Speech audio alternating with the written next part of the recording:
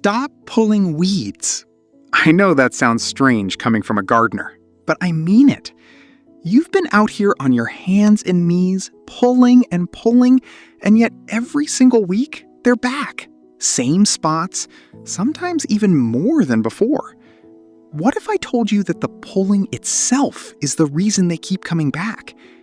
Today, I'm going to show you what to do instead.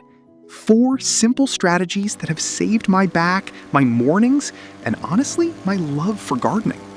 No chemical sprays, no expensive gadgets, just smarter thinking. And if you're new here, welcome! Hit that subscribe button so you don't miss any of my gardening videos. I share practical tips every week, and I think you're going to find a lot here that helps. And at the very end, I'm going to share the one big reason why all of this actually works, so make sure you stay with me until then. Why pulling weeds makes things worse for me. I used to spend every single morning weeding. Every afternoon, new ones appeared. Every spring, I'd clear a bed completely, and within 2 weeks, it was full again. I thought I just wasn't trying hard enough.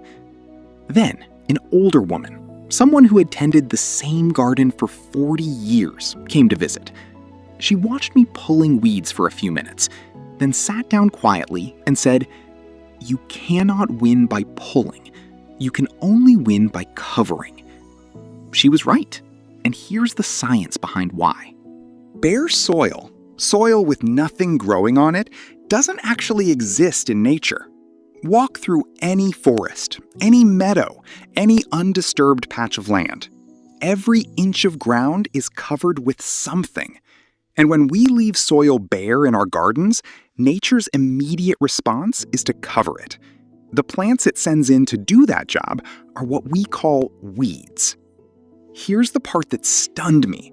The soil in an average garden holds tens of thousands of weed seeds, just sleeping there, waiting for light. And every time we dig or pull and disturb the soil, we bring those seeds to the surface, where sunlight wakes them up. So when we pull weeds and leave bare soil behind, we are not solving the problem. We are resetting it. Within days, sometimes hours on a warm morning, the next batch begins to grow. Stopping the pulling is step 1. Here's what to do instead. Strategy 1. The cardboard and mulch method. This first strategy is my favorite for overgrown patches, the spots that have defeated you completely. Save your cardboard boxes. Grocery store boxes, Amazon deliveries, anything.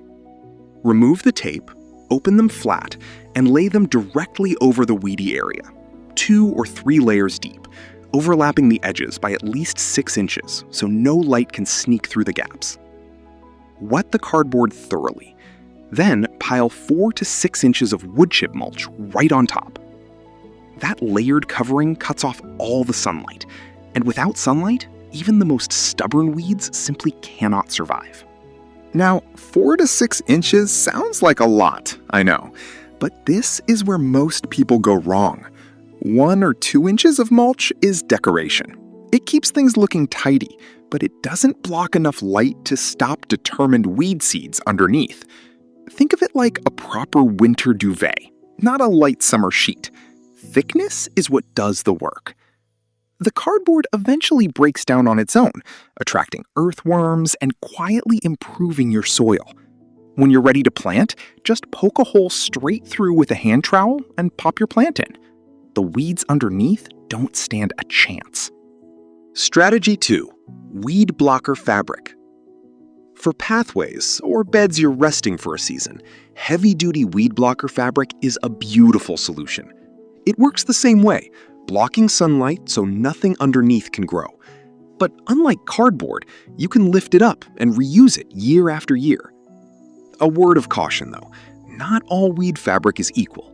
The thin, cheap rolls fall apart quickly. Look for a good quality woven fabric, the kind that still lets rainwater through, so your soil doesn't dry out underneath. Lay it flat over the area, secure it with long landscape staples, or simply weigh the edges down with stones or bricks, and let it quietly do its job while you get on with other things. One thing worth knowing, dark fabric absorbs heat from the sun. That's fine for most plants, but tomatoes in particular are sensitive to warm soil around their roots. Squash, melons, pumpkins, they positively thrive with it. Tomatoes give a little more space. Strategy 3. Living mulch. Now, this is my personal favorite because it doesn't just solve the weed problem, it makes your garden genuinely more beautiful. The idea is simple. Instead of leaving gaps between your plants where weeds will rush in, fill those gaps deliberately with low-growing plants you actually want. Creeping thyme, white clover, nasturtiums, sweet alyssum, oregano, these spread out gently across the soil, covering every bare inch and leaving no room for weeds to get a foothold. But here's what I really love about this approach. These plants do so much more than just crowd out weeds. White clover pulls nitrogen right out of the air and feeds it into the soil around your other plants, like a free, gentle fertilizer that works all season long. Sweet alyssum and flowering herbs bring in the beneficial insects, the ones that protect your garden naturally. And creeping thyme between your vegetable rows releases aromatic oils that actually confuse the pests trying to locate your plants by scent. It's like a little invisible shield. You're not just blocking weeds, you're quietly building an ecosystem that takes care of itself. And if you can find ground-covering plants that are also edible, nasturtium leaves and flowers, certain spinach varieties, well, that's a double gift from the same patch of soil. Strategy 4. Stop digging the soil. This last one requires a small shift in thinking, because we've been told our whole lives that good gardening means turning and digging the soil each season. But remember what we said at the beginning. Every time you dig, you bring sleeping weed seeds up to the light. You are, without meaning to, planting a new crop of weeds with every pass of the spade. What if you simply stopped digging? Instead of working compost into the soil, just spread an inch or two over the surface each autumn and leave it. The earthworms will do the rest, pulling it down slowly, aerating as they go, doing a more thorough job than any tool you own. Undisturbed soil develops an extraordinary living network beneath the surface, a web of fine fungi that connects your plants to each other and helps them draw in water and nutrients from far beyond where their own roots can reach. Digging breaks this apart every time. Leaving it undisturbed lets it grow stronger year on year. In the first season of doing this, you'll still see weeds, but fewer. In the second year, noticeably less. By the third year, your garden will ask almost nothing of you. That is not an exaggeration. That is simply what happens when soil is allowed to heal. The thing that ties it all together. Now, I promised you I'd share the one reason why all of these strategies actually work. Every single thing I've shown you today, the cardboard, the mulch, the living ground covers, stopping the digging, they all come down to one principle. Cover the soil. Never leave it bare. A garden with no bare soil has no space for uninvited plants to establish. The weed seeds sitting underground cannot germinate without light. The ones that are already there cannot be constantly refreshed by digging. Cover the ground consistently, and the weed pressure doesn't just slow down, it compounds in reverse. Each season becomes easier than the last. Each year, the seed bank beneath the surface gets a little more exhausted, a little quieter. That woman who gardened for 40 years and barely weeded anymore? This is why. She hadn't found a magic solution.